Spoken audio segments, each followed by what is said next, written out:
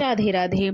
इस कलयुग में आपने देखा होगा कि अक्सर जो कोई बच्चे कोई गलत काम करते हैं तो इसकी सज़ा उनके साथ साथ उनके माता पिता को भी भुगतनी पड़ती है। उनकी भी बदनामी होती है, लोग उन्हें ही बुरा बोलते हैं। लेकिन क्या आप जानते हैं, वास्तव में कोई भी माता पिता कभी भी अपने बच्चों के कर्मों की सज़ा नहीं भुगतता, बल्कि बच्चे ही अपने माता पिता द्वारा किए गए कर्मों की सज़ा का भोग करते हैं। अगर आपको मेरी बातों पर विश्वास नहीं है तो यमराज और उनकी पुत्री से जुड़े हुए आज की कथा जरूर ध्यान से सुने। आखिर कोई भी संतान अपने माता पिता द्वारा किए गए कर्मों की सज़ा कैसे भुगतती है। अगर आपको वीडियो अच्छा लगे तो वीडियो को लाइक ज़रूर कर दीजिएगा। पद्म पुराण में वर्णित एक कथा के अनुसार मृत्यु के देवता यमराज की पुत्री थी जिसका नाम सुनीता था। वह अपने माता पिता के प्यार और दुलार के कारण बहुत ज्यादा बिगड़ गई थी। वह देखती थी उसके पाप वह बचपन से ही अपने पिता को पापियों को दंड देते देखा था, लेकिन उसे पता ही नहीं था, पाप पुण्य का अंतर ही नहीं पता चला।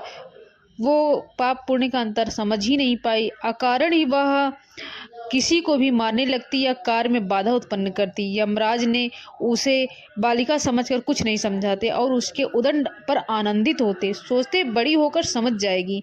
एक दिन सुनीता एक गंधर्व कुमार जो पेड़ के नीचे आराधना कर रहा था, योग मुद्रा में लीन था, खेल खेल में अकारण उन्हें कोड़े से मारने लगती है। वो गंधर्व कुमार पीड़ा से छटपटाता तो खुशी से वह उछल जाती। अक्सर वो ऐसा करती थी। जब ये सब गंधर्व कुमार के लिए असहनीय हो गया तब उन्होंने सुनीता को क्रोध में श्राप दे दिया। तू धर्मराज की बेटी है, तेरा विवाह एक ऋषि पुत्र से होगा, तेरी एक योग्य संतान भी होगी, पर तेरे इन दुष्ट कर्मों का अंश उसमें व्याप्त रहेगा। श्राप जब मिल गया तो सुनीता अपने पापा से यमराज से आके सारी बात बताई। तब यमराज को यह एहसास हुआ कि बेटी को अपने सही गलत न समझाने का उनको दुख बहुत हुआ। उन्होंने कहा, बेटी, निर्दोष तपस्वी को पीटकर तुमने अच्छा काम नहीं किया। बुरे कर्मों को करने के कारण तुम्हें यह सारा श्राप मिला है। समय आगे चला और सुनीता जवान हुई, मगर श्राप के कारण कोई उससे विवाह के लिए तैयार न था। तो रंभा अप्सरा ने उसे मोहिनी विद्या सिखा दी। अब उसे किसी को भी मोहित करने की विद्या सिद्ध हो गई थी। एक दिन रंभा उसे अपने साथ लेकर वर की खोज में निकली। एक नदी के तट पर उसने अत्रि कुमार अंगु को देखा। सुनीता अंगु को देखते ही उस पर मोहित हो गई। रंभा की माया तथा अपनी मोहिनी विद्या के बल से उसने अंगु को भी मोहित कर लिया। दोनों एक दूसरे पर आसक्त जानकर रंभा ने दोनों का गंधर्व विवाह करवा दिया। दोनों सुख पूर्वक रहने लगे। उन्हें एक पुत्र हुआ जिसका नाम वेन रखा गया। आरंभ में तो वेन अपने पिता समान धार्मिक और सदाचारी था, परंतु माँ का एक दुर्गुण उसमें आया और श्राप के कारण बड़ा होने पर वह दुराचारी और नास्तिक बन गया। सुनीता समझ गई थी कि उसके संस्कारों का परिणाम श्रापग्रस्त इस पुत्र में उतर आया है।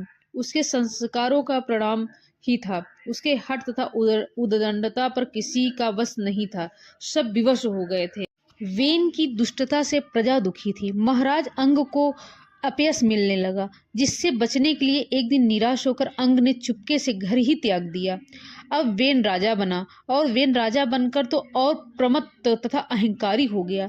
धार्मिक तथा सत्यकार्य बंद हो गए, अराजकता फैल गई। ऋषि मुनियों ने प्रजा के साथ मिलकर विद्रोह किया और वेन को पकड़ लिया और उसे प्रताड़ित कर राजा के पद से हटा दिया। सत्ता छिन जाने से वह असहाय हो गया। फिर उसके पुत्र पृथु को राजा बनाया गया। निश्चय ही आत्मा का प्रारब्ध होता है, लेकिन गर्भधारण की अवस्था में भी माता पिता और आसपास के अच्छे बुरे संस्कार प्रभाव डालते हैं। अभिमन्यु माता के गर्भ में ही सीख गया था। एक शिल्पकार के बच्चे को हुनर जन्म से प्राप्त होती है। प्रत्येक मनुष्य अपने पूर्व जन्म के प्रारब्ध और स्वतंत्र संस्कार तथा जो भी रहता है वो माता पिता से भिन्न जरूर होते हैं, लेकिन पूरे कुछ न कुछ उनके मन में आ ही जाता है, उनके विचारों में आ जाता है, उनकी धारणाओं में आ जाता है। तो दोस्तों, इससे हमें यह सीख मिलती है कि अच्छे कुल का मनुष्य भी कुसंगत के कारण अपनी मर्यादा भूलकर कुकर्मी बन जाता है और अपने कुल धर्म को भूलकर दुखों का कारण बनता है।